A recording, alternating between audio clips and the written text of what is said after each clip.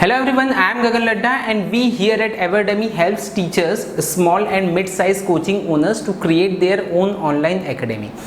दोस्तों किसी भी बिजनेस को स्टार्ट करने के लिए सबसे पहली जो स्टेप रहती है डेट इज प्लानिंग। एक अच्छा बिजनेस आप तभी स्टैंड कर सकते हैं जब आपके पास एक बेहतर प्लानिंग हो। एंड इनफैक्ट हम में से बहुत लोग इस चीज़ में फेल हो जाते हैं। तो अगर आप ऑनलाइन बिजनेस या फिर ऑनलाइन कोचिंग बिजनेस स्टार्ट करना चाह रहे हैं या इनफैक्ट सिर्फ कोचिंग बिजनेस ही, ऑफलाइन कोचिंग बिजनेस भी अगर आप स्टार्ट करना चाह रहे हैं तो आपके पास एक सॉलिड प्लान होना बहुत ज़रूरी है। तो किस तरह से होना चाहिए वो प्लान, क्या चीज़ें उस प्लान में इंक्लूडेड है, ये सारी चीज़ें आज हम इस वीडियो में देखेंगे। तो मेरे साथ इस वीडियो के एंड तक बने रहिएगा। हम ये भी देखेंगे कि आखिर प्लानिंग किसी बिजनेस के लिए क्यों जरूरी है। दोस्तों बेंजामिन फ्रैंकलिन का एक बहुत फेमस कोट है, if you are failing to plan that means you are planning to fail. अगर आप प्लान करने में फेल हो रहे हैं दैट मीन्स आप अपने फेलियर की प्लानिंग कर रहे हैं। वन मोर कोटेशन, मैं उसके ऑथर का नाम याद नहीं कर पा रहा हूँ बट आई एम श्योर आपने भी बहुत जगह वो चीज़ सुनी होगी और बहुत फेमस कोट है that if I am given 6 hours to chop a tree I will spend 4 hours in sharpening the axe. अगर मेरे पास 6 घंटे हैं किसी ट्री को काटने के लिए तो उसमें से 4 घंटे का टाइम मैं स्पेंड करूँगा अपने कुल्हाड़ी में धार करने के लिए। बट हम में से ज़्यादातर लोगों से गलती यही होती है, हम सोचते हैं बहुत सारी चीज़ें कि ये भी कर लेंगे वो भी कर लेंगे, सब कुछ हमारे माइंड में रहता है, कुछ भी चीज़ रिटर्न फॉर्म में नहीं रहती, कुछ भी चीज़ प्लान्ड वे में नहीं रहती है और फिर होता वही है कि हम कहीं पर भी जाके स्टक होते हैं, then we ultimately close that business. तो इसलिए किसी बिजनेस के सक्सेस के लिए ज़रूरी है, बहुत ज़रूरी है कि आपकी जो प्लानिंग है वो सही होनी चाहिए। तो आज इसी प्लानिंग को आज हम डिस्कस करेंगे कि if you are having coaching classes or if you are planning to have a coaching classes or if you are starting an online academy, online coaching classes अगर आप स्टार्ट कर रहे हैं तो आपकी प्लान जो है, आपकी प्लान बुक किस तरह से रहना चाहिए। एक वर्कबुक, एक बिजनेस प्लान एक हमने इसमें अटैच किया है मैंने, आप डिस्क्रिप्शन बॉक्स में जाके उसको डाउनलोड भी कर सकते हैं, सारी चीज़ें आपको वहाँ मिल जाएगी। किस तरह से उसको आपको फिलअप करना है ये हम इस वीडियो में देखेंगे। ओके, तो किस तरह का आपका बिजनेस प्लान होना चाहिए ये आप यहाँ से आपकी इसकी वर्कबुक जो है वो आप डाउनलोड कर सकते हैं and you can fill that particular business plan according to your institute. Okay, तो इसको किस तरह से करना है वो हम डिस्कस कर लेते हैं। सबसे पहला जो पेज है वो है आपका ओवरव्यू का। ओवरव्यू में क्या क्या चीज़ें, सबसे पहले आपका बिजनेस नेम, आपके कोचिंग इंस्टीट्यूट का नाम, देन लोकेशन कहाँ पर वो सिचुएटेड है, then the legal business structure whether it is proprietorship firm और अ पार्टनरशिप फर्म और द प्राइवेट लिमिटेड व्हाटएवर जो भी है आप लीगल बिजनेस स्ट्रक्चर यहाँ मेंशन कर सकते हैं। Then brief description of what your company does, आप आखिर करते क्या हैं ये चीज़ थोड़ा सा ब्रीफ में यहाँ पर मेंशन करें, स्मॉल में मेंशन करें। जो डिटेल डिस्कशन है अभी हम इस चीज़ पे आगे आएंगे। Then mode of the operation, आपका मोड ऑफ ऑपरेशन क्या है, वेदर आप ऑनलाइन क्लासेस प्रोवाइड करना चाह रहे हैं या फिर ऑनलाइन ऑफलाइन प्रोवाइड करना चाह रहे हैं या फिर ब्लेंडेड लर्निंग वाला मॉडल जो है वो बोथ ऑफलाइन ऑनलाइन का मिक्स प्रोवाइड करना चाह रहे हैं, ये सारी चीज़ें आप यहाँ मेंशन कर सकते हैं। Then comes the mission and vision. Okay दोस्तों, ये चीज़ ज़रूरी होती है बहुत, बट स्टिल हम में से बहुत लोग इस चीज़ को इग्नोर करते हैं कि यार मिशन एंड विजन क्या लिखना है। मिशन और विजन में फ़र्क है। मिशन मीन्स कि आप आज क्या करना चाह रहे हैं, आप आज की डेट में आप क्या चाह रहे हैं, अपने आप को कहाँ पहुँचाना चाह रहे हैं, वो आपका मिशन है जिसके लिए आप काम कर रहे हैं। और विजन है कि आज से कुछ सालों बाद आप खुद को कहाँ देखना चाह रहे हैं, ये होता है हमारा विजन। ये ज़रूरी इसलिए होता है कि कभी भी आप कोई भी अगर बिजनेस स्टार्ट करें, कुछ भी काम आप स्टार्ट कर रहे हैं तो डेफिनेटली उसमें 10 तरह की बीच में प्रॉब्लम्स आती है। कई बार हम उसमें हताश भी हो जाते हैं, निराश भी हो जाते हैं। तब आपके दिमाग में ये मिशन और विजन आपका बहुत क्लियर होना चाहिए कि आप किस पर्पस के लिए कर रहे हैं। तो वो पर्पस आपका रिटन फॉर्म में यहाँ पर मेंशन होना बहुत ज़रूरी है।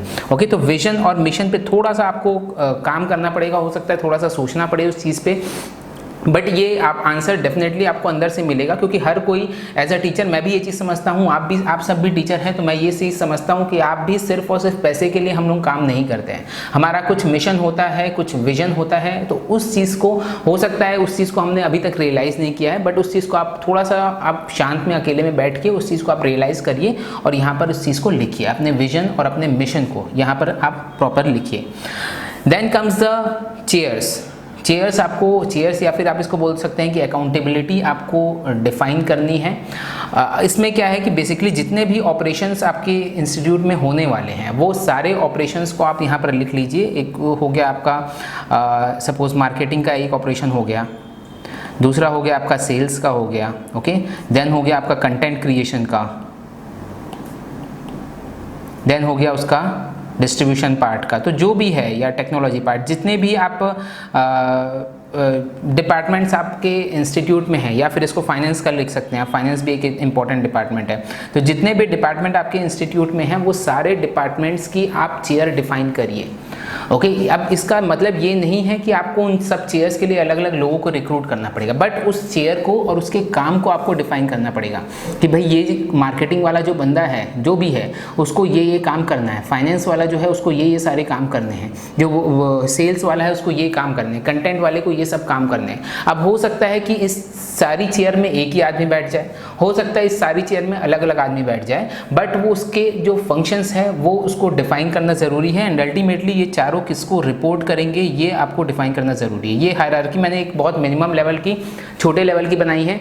आप ये बिल्कुल मत समझिए कि मैं अकेला हूँ या हम लोग 2-3 लोग ही मिल के चला रहे हैं, तो ये चीज़ नहीं हो सकती। ये डेफिनेटली अगर आप सिंगल पर्सन भी अगर है तब भी आपको ये चीज़ डिफाइन अपने ऑर्गेनाइजेशन में करनी पड़ेगी कि आपके मार्केटिंग के जो प्रोसेसेस हैं वो क्या क्या प्रोसेस हैं और उसको कौन हैंडल करेगा। कौन इन द सेंस हो सकता है आप अपना ही नाम उसमें डाल दें, हो सकता है आप अपने जो पार्टनर है उसका नाम डाल दें, तो हो सकता है कि ये सारी चेयर्स में एक ही आदमी बैठ जाए। ये कोई बड़ी चीज़ नहीं है, सारी चेयर्स में हो सकता है एक आदमी बैठ जाए, या फिर हो सकता है 2 आदमी 2 चेयर में बैठ जाए और एक आदमी 2 में बैठ जाए और बाकी दूसरा आदमी दूसरी चेयर में बैठ जाए, तो ये भी चीज़ पॉसिबल है। अल्टीमेटली हमको ये करना है कि जो भी आपके ऑपरेशंस इसमें आपके ऑर्गेनाइजेशन में होने वाले हैं वो सारे ऑपरेशंस के फंक्शनैलिटी, वो सारी चेयर्स की फंक्शनैलिटी आपको डिफाइन करनी है और उसके लिए एक पर्सन को अलॉट आपको करना है वहाँ पर। ओके, तो अगर आप खुद ही वो चीज़ देख रहे हैं तो आप खुद अपना नाम डाल दीजिए। अगर आपकी टीम थोड़ी सी अच्छी है तो आप अपनी टीम में उन लोगों को अलॉट कर दीजिए और फाइनल रिपोर्टिंग जो है वो आप रिपोर्टिंग अपने पास रखिए।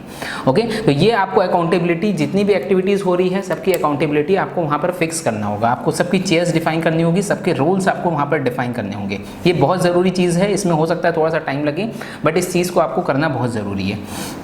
Okay, next coming to the message कि आप क्या मैसेज आप अपने इंस्टीट्यूट का कन्वे करना चाह रहे हैं। ये मैसेज डिफाइन करना इसलिए ज़रूरी है कि जो भी आपकी प्रमोशनल एक्टिविटीज़ चलेगी, मार्केटिंग जो भी नाम से होगी आपकी, तो वो क्या जो भी आप कंटेंट क्रिएट कर रहे हैं प्रमोशनल फॉर्म प्रमोशन के लिए या फ्री कंटेंट जो आप क्रिएट कर रहे हैं, सब में जो मैसेज है वो आपका यूनिफॉर्म कन्वे होना चाहिए आपके कस्टमर्स को।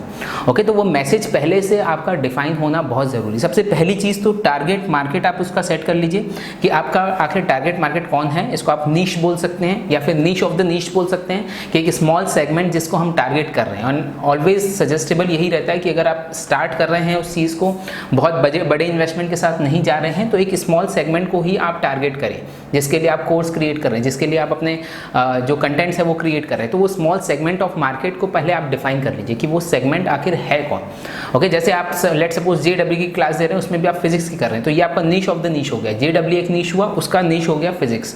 ओके, उसमें भी एक छोटा सा नीश आप डिफाइन कर लीजिए कि भाई उसमें भी जो हिंदी स्पीकिंग लोग हैं वही लोग मेरे कंटेंट्स के लिए एलिजिबल है। क्यों? क्योंकि मैं हिंदी में अपने कंटेंट्स बना रहा हूँ। तो वो टारगेट आपका सेट होना, आपका डिफाइन होना, वो चीज़ बहुत ज़्यादा ज़रूरी है।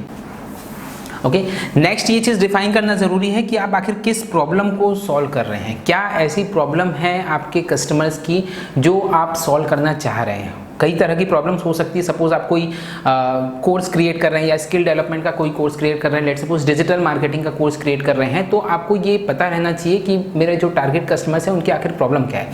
और आप ऑनलाइन क्रिएट कर रहे हैं तो आपको पता रहना चाहिए कि बहुत से ऐसे लोग रहते हैं जो हो सकता है कि फेस टू फेस में उनको उतने अच्छे टीचर्स उनके एरिया में ना मिले, तो उनकी मैं एक बहुत बड़ी ये प्रॉब्लम सॉल्व कर रहा हूँ कि अवेलेबिलिटी उनके सिटी में अवेलेबिलिटी नहीं है, तो मैं उनको अवेलेबिलिटी दे रहा हूँ अच्छे टीचर्स की।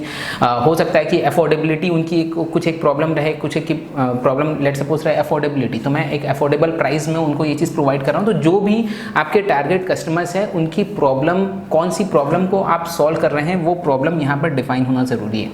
ओके, देन उसका आप रिजल्ट क्या उसको प्रोवाइड कर रहे हैं। What result does your institute create for the users. आपका इंस्टीट्यूट जो है वो क्या रिजल्ट क्रिएट करेगा। तो उसको भी आप डिफाइन कर सकते हैं। सपोज डिजिटल मार्केटिंग का है तो मैं इनको सर्टिफिकेशन प्रोवाइड करूंगा या आगे चल के इनको मैं जॉब्स प्रोवाइड करवाऊंगा, जॉब्स प्रोवाइड करने में हेल्प करूंगा। अगर आप कॉम्पिटिटिव एग्जाम्स की प्रिपरेशन करा रहे हैं, लेट्स सपोज JEE की प्रिपरेशन करा रहे हैं, तो रिजल्ट आपका क्या होना चाहिए कि भाई ये जो बंदे मेरे पास ज्वाइन कर रहे हैं इनका फाइनल सिलेक्शन हमको करवाना है, ये हमारा डिफाइंड रिजल्ट होना चाहिए। तो जो भी आप रिजल्ट, आप एक तो प्रॉब्लम आपने डिफाइन की कि क्या उनकी एक्चुअल प्रॉब्लम है, देन उस प्रॉब्लम का सॉल्यूशन या फिर उसका जो फाइनल रिजल्ट है वो आप यहाँ पर प्रोवाइड कर रहे हैं। Okay, then how does your institute create the result, किस तरह से आपका इंस्टीट्यूट उस रिजल्ट को क्रिएट करेगा, आपकी प्रोसेस उस पर्टिकुलर रिजल्ट को क्रिएट करने में क्या रहेगी, उस प्रोसेस को यहाँ पर डिफाइन करना है। Then why do you want to do, why do you want to do मतलब ये आपका मोटिवेशन क्या है इसके पीछे। ओके, और जैसे मैंने बताया ये सिर्फ और सिर्फ पैसा एक मोटिवेशन नहीं रहता, कई सारे और फैक्टर्स हमारे रहते हैं। तो आपको अपने अंदर देखना पड़ेगा कि आपने ये काम अगर स्टार्ट किया है तो इसके पीछे आपका मोटिवेशन क्या है। एक मनी तो एक हो सकता है, उसके अलावा भी कई सारे मोटिवेशन, जनरली हम सिर्फ और सिर्फ मनी को मोटिवेशन मानते हैं, बट ऐसा नहीं होता है। कई सारे और मोटिवेशन उसके पीछे हैं जिसके कारण आज हम उस काम को करना चाह रहे हैं, हम उस काम को इंजॉय करते हैं। तो आप उस काम को क्यों करना चाह रहे हैं ये चीज़ आपको डिफाइन करना ज़रूरी है। Then very important thing, why should your customer choose over your competition, आपके कंपटीशन को छोड़ के कोई आपके पास क्यों आएगा जब ऑलरेडी इतने सारे कोर्सेज मार्केट में अवेलेबल है, इतने सारे JEE के टीचर्स है, इतने सारे बैंक PSC के टीचर्स ऑलरेडी है जो ऑनलाइन प्रोवाइड कर रहे हैं। हो सकता है कि आपसे कम प्राइस में प्रोवाइड कर रहे हो, तो आपकी USP आखिर है क्या, उस USP को डिफाइन करना, यूनिक सेलिंग प्रपोजिशंस को बोलते हैं USP को, उस USP को आपको डिफाइन करना ज़रूरी है कि कोई कस्टमर आपके पास क्यों आए। और जैसा मैं बताया ये सारे मैसेज क्लियर होना हमारे पास बहुत ज़रूरी है, तभी हम एक अच्छा मार्केटिंग कैंपेन डिज़ाइन कर सकते हैं, डिफाइन कर सकते हैं। Getting this? तो इसलिए ये मैसेज आपको अपने एंड पे बनाना बहुत ज़रूरी है। नेक्स्ट आ जाते हैं हम, फिर आप अपने कोर्सेज को, कौन कौन से कोर्सेज आप प्रोवाइड करना चाह रहे हैं उसको आप डिफाइन कर लीजिए, कोर्स का नाम क्या होगा, देन उसका टीचर कौन होने वाले हैं। हो सकता है आप खुद टीचर हो सकता है कि आप कोई दूसरे टीचर को आपको हायर करना पड़े। करिकुलम उसका बना लीजिए, किसके क्या क्या उसमें, उसके सिलेबस में क्या क्या चीज़ आपकी रहेगी। देन मोड ऑफ टीचिंग आपकी क्या रहेगी, वेदर ऑनलाइन रहेगी या ऑफलाइन रहेगी। ऑनलाइन भी रहेगी तो क्या आप रिकॉर्डेड कंटेंट्स के थ्रू देना चाह रहे हैं उनको, या फिर लाइव क्लासेस के थ्रू देना चाह रहे हैं। देन टीचर का रेम्यूनरेशन, अगर आप कोई टीचर हायर कर रहे हैं तो उसका रेम्यूनरेशन कितना होगा। डिस्ट्रीब्यूशन चैनल आपके क्या होंगे, अगर आप ऑनलाइन प्रोवाइड कर रहे हैं तो आप किसके थ्रू, मोबाइल एप्लीकेशन के थ्रू प्रोवाइड कर रहे हैं या फिर एनक्रिप्शन टेक्नोलॉजी या फिर पेन ड्राइव के थ्रू, किसके थ्रू आप प्रोवाइड करना चाह रहे हैं वो डिस्ट्रीब्यूशन।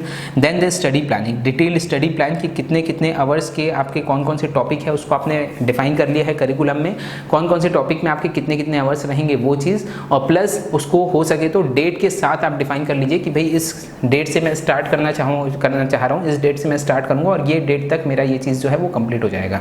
तो अगर रिकॉर्डेड कंटेंट है तो आप पहले अपने हिसाब से डिज़ाइन कर लीजिए कि इस डेट तक हो जाएगा। लाइव वाला है तो एक बार आपके एडमिशन हो जाए उसके बाद आप इस चीज़ को कर सकते हैं। ओके, तो ये हो गया आपका study plan. Then course number 2 same चीज़, अगर मल्टीपल कोर्सेज आप प्रोवाइड कर रहे हैं तो सेकंड कोर्स का यहाँ पर आप दे सकते हैं। Then comes the marketing part. Okay, marketing is very very important, क्योंकि बिना मार्केटिंग के अगर आप कुछ भी चीज़ प्रोवाइड कर रहे हैं बट अगर किसी को पता ही नहीं है, या आप कुछ भी चीज़ कितने अच्छे क्वालिटी की ही क्यों ना प्रोवाइड कर रहे हैं, बट अगर कोई जानता ही नहीं कि आप प्रोवाइड कर रहे हैं तो आपका प्रोवाइड करने का कोई सेंस नहीं होता है। तो इसलिए मार्केटिंग आपको, और ज़रूरी नहीं है कि हर बार मार्केटिंग जो है वो पेड ही रहे। मार्केटिंग का मतलब हम हमेशा समझते हैं कि उसमें पैसा डालना ठीक है, एक अच्छा ऑप्शन हो सकता है, बट फ्री तरीके भी मार्केटिंग के बहुत होते हैं। आगे के वीडियोस में मैं आपको ये भी बताऊंगा कि डिजिटल मार्केटिंग आप किस किस तरह से अपने कोचिंग इंस्टीट्यूट की कर सकते हैं। ओके, तो अगर आपने ये चैनल अभी तक सब्सक्राइब नहीं किया है तो अभी आप तुरंत इसको कर लीजिए, क्योंकि बहुत से ऐसे काम की चीज़ें आपको इस पर्टिकुलर चैनल में मिलेगी। ओके, तो मार्केटिंग में सबसे पहले आपके एस्टिमेटेड मार्केट की साइज़ क्या है, कि आप जिस भी मार्केट को टारगेट कर रहे हैं, जो भी एग्ज़ाम आप टारगेट कर रहे हैं उसकी एक एस्टिमेटेड साइज़ क्या है, कि टोटल कितने लोग उस पर्टिकुलर एग्ज़ाम को देते हैं, एक एस्टिमेटेड साइज़ आपको पता रहना चाहिए। देन उसका साइकोग्राफिक्स और उनका डेमोग्राफिक्स, ये आपको डिफाइन होना बहुत ज़रूरी है। अगर आपको डिजिटल मार्केटिंग करना है तो उनका डेमोग्राफिक्स और उनका डेमोग्राफिक का मतलब क्या हुआ कि जो एक्सटर्नल चीज़ें हैं, एक्सटर्नल फैक्टर्स है, लेट सपोज कि एज हो गया या फिर कौन से लोकेशन में आप टारगेट करना चाह रहे हैं वो चीज़ होगी। हो सकता है कि आप कोचिंग इंस्टीट्यूट में अपने आसपास के ही लोकेशन, ऑफलाइन कोचिंग अगर आप चला रहे हैं तो आपका मार्केट लिमिटेड है, हार्डली आप 8-10 किलोमीटर के अंदर के रेंज को ही आपको टारगेट करना है, तो वो आप डिफाइन कर सकते हैं। अगर आप ऑनलाइन चला रहे हैं तो ऑनलाइन में भी ऐसा नहीं है कि अनलिमिटेड मार्केट रहता है, ऑनलाइन में भी आप धीरे धीरे करके फोकस करिए। जैसा कि मैंने बताया, अगर आप हिंदी स्पीकिंग, हिंदी वाली चीज़ें आप चला रहे हैं तो आप सिर्फ और सिर्फ हिंदी स्पीकिंग राज्यों को ही टारगेट करें। ओके, आप अननेसेसरली साउथ में या फिर अननेसेसरली बहुत ज़्यादा नॉर्थ ईस्ट वगैरह में आप टारगेट करेंगे तो आपके पैसे जो है वो वेस्ट होंगे। तो इसलिए वो डेमोग्राफिक्स, आपका एज, जो आपके टारगेट कस्टमर है उसकी एज डिफाइन होना कि वो किस एज से किस एज के बीच में रेंज करते हैं, उनकी रेंज किस एज के बीच में एज रेंज रहती है उनकी। सेकंड, उनकी जो प्लेस है, कौन से लोकेशन है, उस लोकेशन को डिफाइन करना। उनका जेंडर क्या रहता है, अगर आप स्पेसिफिक जेंडर को टारगेट करना चाह रहे हैं, जैसे हमने जो स्टार्ट किया था मैकेनिकल से, मैंने स्टार्ट किया था, हमारा जो नीश ऑफ द नीश था वो गेट एग्जाम का मैकेनिकल था। तो मैकेनिकल में मेरे को ये चीज़ पता थी कि 90% लोग जो रहते हैं वो मेल रहते हैं, तो मेरे लिए टारगेटिंग बहुत ईजी हो गई थी कि मैं सिर्फ और सिर्फ मेल को ही टारगेट करता था। ओके, तो अगर आप स्पेसिफिक जेंडर के साथ अगर आप चीज़, कोई आपका ऐसा सेगमेंट है, फॉर एग्जाम्पल अगर आप योगा ट्रेनर हैं फॉर कॉर्पोरेट वुमेंस, ओके, तो आपको ये चीज़ पता है कि वुमेन्स को ही आपको वहाँ पर टारगेट करना है, तो आप जेंडर वहाँ पर उसका डिफाइन कर सकते हैं। देन उसके अलावा आप उनके इंटरेस्ट को देख सकते हैं, किस किस चीज़ में आपके जो टारगेट कस्टमर है उनके इंटरेस्ट आखिर क्या क्या हो सकते हैं। तो ये सारी चीज़ें डिफाइन करना is nothing but the demographics. Okay, ये होता है डेमोग्राफिक। और साइकोग्राफिक क्या होता है? साइकोग्राफिक मीन्स जो साइकोलॉजिकल फीचर्स रहते हैं, लेट सपोज की मोटिवेशन क्या है उनका, बिलीव्स उनकी क्या है, उनकी प्रायोरिटीज़ क्या है, ये सारी चीज़ें डिफाइन करना is nothing but the psychographics. तो ये दोनों चीज़ डिफाइन करना बहुत ज़रूरी है। अगर आप आगे चल के पेड मार्केटिंग कंटेंट्स में जाना चाह रहे हैं, फेसबुक के थ्रू या यूट्यूब के थ्रू या गूगल के थ्रू, अगर आप पेड मार्केटिंग में जाना चाह रहे हैं तो ये दोनों चीज़ें आपको डिफाइन करना बहुत ज़रूरी है।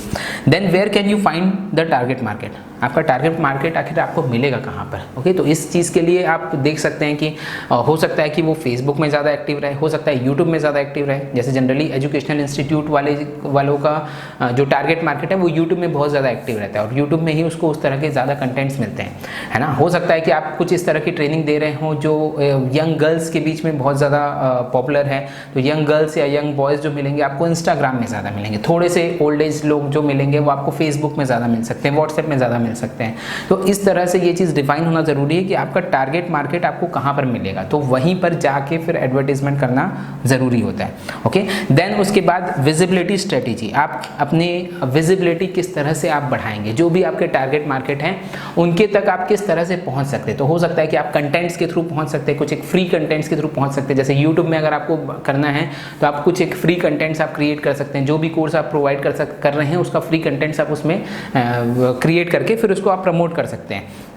देन आपकी लीड जनरेशन स्ट्रेटेजी क्या होगी? ओके, लीड्स आपको किस तरह से जनरेट करना है, लीड्स का जनरेशन और उसका कन्वर्जन, इसके ऊपर मैंने एक वीडियो बनाया है 3 स्टेप्स फॉर कोचिंग ग्रोथ, उसको आप देख सकते हैं, उसमें ये चीज़ डिटेल में डिस्कस की गई है। तो लीड जनरेशन की आपकी स्ट्रेटेजी क्या होगी? क्या आप उसको मोबाइल एप्लीकेशन के थ्रू लीड जनरेशन का चाह रहे हैं, या फिर आप एक लैंडिंग पेज के थ्रू चाह रहे हैं, या फिर आप व्हाट्सएप टेलीग्राम के ग्रुप के थ्रू चाह रहे हैं? ये चीज़ आप लीड जनरेशन स्ट्रेटेजी में डिफाइन कर सकते हैं। देन आपकी कन्वर्जन स्ट्रेटेजी क्या होगी? कन्वर्जन के लिए आप क्या कर रहे हैं? तो इसमें आप अपनी सेल्स की प्रोसेस को पूरी तरह से डिफाइन कर सकते हैं कि आप एक सेल्स टीम अगर आप रख रहे हैं, या फिर उनको ईमेल मार्केटिंग के थ्रू आप कन्वर्जन की स्ट्रेटेजी चाह रहे हैं, या जिस भी फॉर्म में आप कन्वर्जन चाह रहे हैं, तो वो सारी चीज़ें आपको यहाँ पर डिफाइन करना है। ओके, तो ये हो गया हमारा मार्केटिंग वाला पार्ट। नेक्स्ट आ गया सेटअप एंड इन्वेस्टमेंट। सेटअप आपको क्या क्या चीज़ लगेगी और उसमें आपका इन्वेस्टमेंट, ये टोटल इन्वेस्टमेंट जो है इस पर्टिकुलर बिजनेस में आपका कितना होगा, ये आपको यहाँ पर डिफाइन करना है। ओके, सबसे पहले स्टूडियो का सेटअप आप देख लीजिए। तो उसमें अगर आप क्या चाह रहे हैं, आप सिर्फ मोबाइल के थ्रू करना चाह रहे हैं या फिर एक प्रोफेशनल कैमरा लेना चाह रहे हैं, तो कौन सा कैमरा आप लेना चाहेंगे। उसके अलावा आपको लाइट्स लगती है, ट्राइपॉड्स लगते हैं, माइक लगते हैं, तो जो भी चीज़ें हैं आप उनकी एक लिस्ट बनाइए और उसमें कितना कितना इन्वेस्टमेंट इन्वॉल्व है वो सारी चीज़ें उसमें आप देख लीजिए। देन द वेबसाइट और मोबाइल एप्लीकेशन अगर आप चाह रहे हैं तो उसमें कितना इन्वेस्टमेंट आपको लगेगा। देन स्टाफ अगर कुछ रख रहे हैं, अगर आप एडिटिंग स्टाफ या फिर सपोर्टिंग स्टाफ या फिर शूट करने के लिए कोई स्टाफ रखना चाह रहे हैं तो वो उनकी सैलरी। देन ऑफिस के एक्सपेंसेस आपके क्या क्या हैं, देन मार्केटिंग के एक्सपेंसेस। तो ये सारे इन्वेस्टमेंट आप अपने एंड पे बना लीजिए। ओके, नेक्स्ट जो लास्ट चीज़ है वो है गोल्स। आपके गोल्स आखिर क्या है? गोल्स डिफाइन होना भी बहुत ज़रूरी है। आपको पता पता होना चाहिए कि आप किस डायरेक्शन में जा रहे हैं। अगर आप किसी स्टेशन में जाके आप बोलते हैं कि यार मुझे टिकट देना, तो सबसे पहले जो सवाल रहेगा वो यही रहेगा कि भाई कहाँ की टिकट चाहिए। फिर आप बोलेंगे कि यार मुझे बस टिकट दे दो, तो वो आपको भगा देगा। तो अल्टीमेटली अगर हम बिना गोल के अगर हम चलेंगे तो डेफिनेटली हम कहीं नहीं पहुंचने वाले। तो इसलिए आपका गोल डिफाइन होना ज़रूरी है कि आप 1 साल के अंदर अंदर क्या चाह रहे हैं, या फिर 5 साल 10 साल के अंदर अंदर आप अपने आप को कहाँ देखना चाह रहे हैं, वो चीज़ यहाँ आप डिफाइन कर सकते हैं। आप टोटल रेवेन्यू वाइज उसको कर सकते हैं। टोटल रेवेन्यू आप कितनी चाह रहे हैं, कितने सेल्स चाह रहे हैं, कितने नंबर ऑफ स्टूडेंट्स, इसको आप नंबर ऑफ स्टूडेंट्स के टर्म्स में डिफाइन कर सकते हैं कि इतनी सेल्स मेरी होगी, देन उसमें प्रॉफिट कितना रहेगा मेरा, एंड देन इम्पैक्ट। इम्पैक्ट मतलब एक ओवरऑल इम्पैक्ट जो साथ साथ में आप सोसाइटी में क्रिएट कर रहे हैं। ओके, एक तो हो गया फाइनेंशियल इम्पैक्ट जो आप खुद पे क्रिएट कर रहे हैं, खुद के लिए कर रहे हैं। उसके अलावा एक एज अ टीचर हर कोई, हम में से हर कोई एक इम्पैक्ट क्रिएट करता है, भले ही एक छोटे लेवल पे, भले ही 2-4 लोगों पे, लेकिन हम कहीं ना कहीं एक इम्पैक्ट ज़रूर क्रिएट करते हैं इस सोसाइटी पे। तो क्या इम्पैक्ट आप क्रिएट करना कर रहे हैं वो चीज़, और प्लस डेवलपमेंट स्ट्रेटेजीज आपकी उस साल के लिए, पूरे साल भर के लिए आपकी डेवलपमेंट स्ट्रेटेजीज क्या रहेगी, ये चीज़ आपको यहाँ पर डिफाइन करनी है। तो ये 1 ईयर गोल भी हो जाएगा, प्लस सेम चीज़ आप 5 ईयर में भी अपने आप को 5 साल बाद कहाँ देखना चाहते हैं, किस गोल के लिए आप काम कर रहे हैं, ये सारी चीज़ें यहाँ पर आप डिफाइन कर सकते हैं। तो ओके, तो ये हुआ हमारा business plan. So I hope ये चीज़ आपको हेल्प करेगी आपके बिजनेस प्लान को क्रिएट करने में, प्लस आपके कोचिंग बिजनेस को एक अलग ही लेवल पे ग्रो करने में।